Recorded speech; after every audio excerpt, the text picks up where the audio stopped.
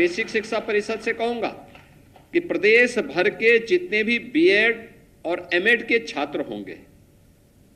इनको एक सप्ताह के लिए वहां से छुट्टी करवा करके बेसिक शिक्षा परिषद के विद्यालयों में निपुण कार्यक्रम के आंकलन के लिए उन्हें भेजने की आवश्यकता है।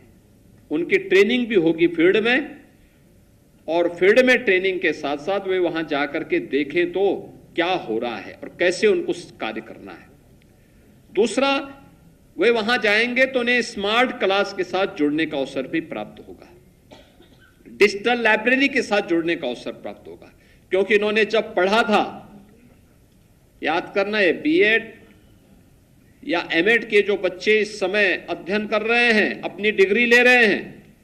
इन्होंने जब इन स्कूलों में पढ़ा होगा तब यहां बुनियादी सुविधाएं नहीं थी, बालक बालिकाओं के लिए टॉयलेट नहीं रहा होगा, तब वहां पे खेल का मैदान नहीं रहा होगा, तब वहां पे अच्छी फ्लोरिंग नहीं रही होगी, तब फर्नीचर नहीं रहा होगा, तब वहां पे डिजिटल लाइब्रेरी और स्मार्ट क्लास नहीं रही होगी।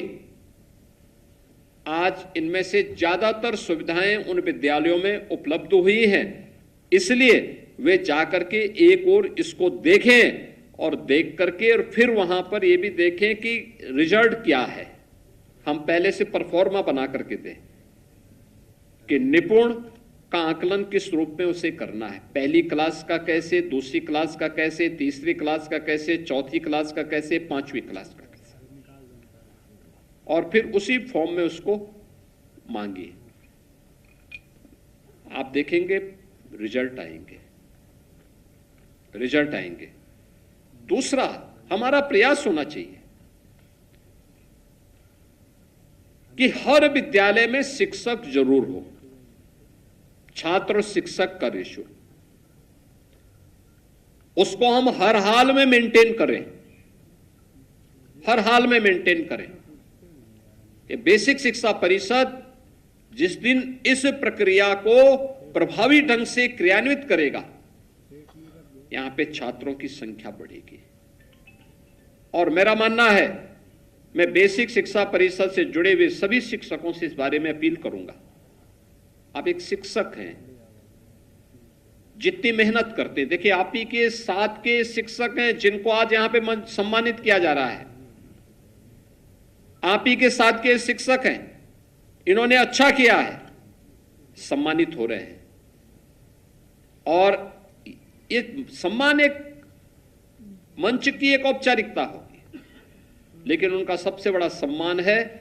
जो उनके द्वारा जिन बच्चों को आज प्रशिक्षित किया जा रहा है, जिन बच्चों के भविष्य को समझाने और संवारने का काम हो रहा है, यही बच्चे